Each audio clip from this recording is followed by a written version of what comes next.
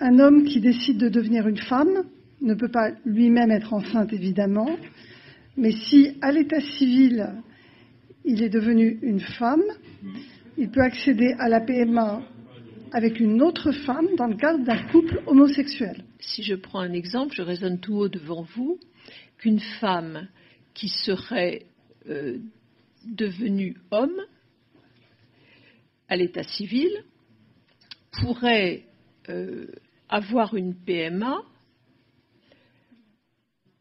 Non. Non, elle ne pourra pas. C'est l'inverse. C'est l'inverse. Si c'est un homme qui est devenu à l'état civil une femme, elle pourrait très bien faire une PMA avec une autre femme. Avec une autre femme. Avec une autre femme.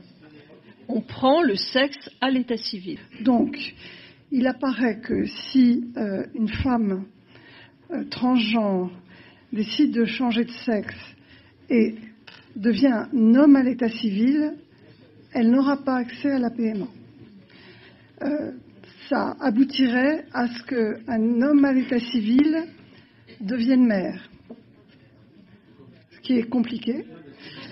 Nous souhaitons aujourd'hui qu'on en reste à l'état civil. D'ailleurs, une femme transgenre devenant homme, mais qui ne l'inscrit pas à l'état civil, pourra, elle ou lui, accéder à la PMA de fait. Je ne sais pas ce qui vous fait dire que je suis un homme, mais je ne suis pas un homme. Votre apparence. Madame la ministre, hier soir, enfin la nuit dernière pour être plus précis, vous nous avez expliqué qu'il y avait des femmes qui devenaient hommes mais gardaient leur appareil reproductif. Donc la question, elle n'est pas théorique, car si cette femme va bénéficier de la PMA dans un autre pays, elle va bien déclarer un enfant qui est né à l'état civil français d'un homme. Non, mais vous avez des hommes, des femmes qui veulent devenir des hommes, mais qui gardent leur appareil reproductif. Madame la ministre nous l'a signalé la nuit dernière. C'est vrai que ça existe. Et donc, si elle va faire une PMA à l'étranger, Madame la ministre, c'est bien un homme à l'état civil français qui accouchera d'un enfant. Et donc, on va bien être obligé de la reconnaître. Donc, on voit bien qu'on a un problème de logique dans ce texte. Non, mais un problème de logique. Moi, vous connaissez mes positions, Madame la ministre, là-dessus. Mais je pense que c'est une belle illustration d'un certain d'incohérence. On peut dire en droit français, non, ces ex-femmes devenues hommes transgenres n'ont pas accès à la PMA, mais ils iront à l'étranger. Et à ce moment-là, votre argument, il tombe. Cette situation que M. de Courson évoque de quelqu'un qui le ferait à l'étranger, vous avez raison, c'est possible, ou même par voie naturelle, pose des problèmes de filiation, du fait que c'est un homme qui donne naissance. Et je vais laisser la parole à Nicole Belloubet. Mais...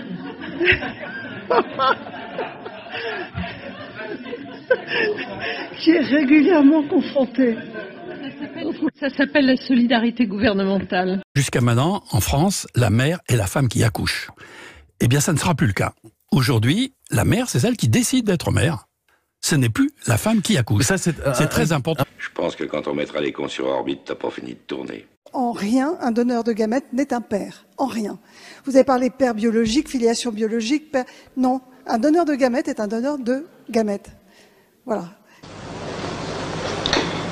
J'ai déjà vu des faux culs, mais vous êtes une synthèse. Un père, c'est une fonction symbolique, ça peut être une femme ? Ça peut être une femme, évidemment, ça peut être une altérité qui est trouvée ailleurs dans la famille, on le voit, ça peut être des oncles, ça peut être... Une grand-mère. Une grand-mère, ça peut... Où avez-vous appris à dire autant de conneries?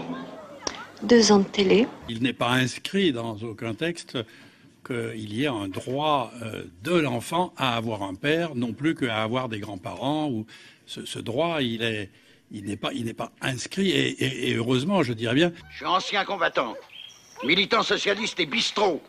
C'est de dire si dans ma vie j'ai entendu des conneries. Mais des comme ça, jamais. Il va peut-être falloir se résoudre à suspendre la mention du sexe à l'état civil tant qu'un enfant n'est pas en capacité de dire librement quel est son choix. Tu pues la bêtise, la connerie. Et si ça se trouve, t'as même pas de cerveau. Et si on regarde au-dessus de ta tête, on doit voir tes dents. À partir du moment où l'on dit que la filiation n'est pas biologique, mais que c'est un projet, que c'est culturel, que c'est une construction sociale, pourquoi 3 personnes ne seraient pas tout aussi à même que 2 à assumer? Monsieur Hainaut, si la connerie n'est pas remboursée par les assurances sociales, vous finirez sur la paille. Je ne pense pas que ce soit l'intérêt de l'enfant qui pilote le mode d'établissement d'une filiation. Les cons, ça ose tout. Et c'est même à ça qu'on les reconnaît. Tous ensemble, les enfants nés de PMA sont statistiquement plutôt un petit peu mieux que les autres parce qu'ils ont été tellement attendus qu'ils reçoivent une dose d'amour et d'attention qui est plus importante. La connerie à ce point-là, moi, je dis que ça devient gênant.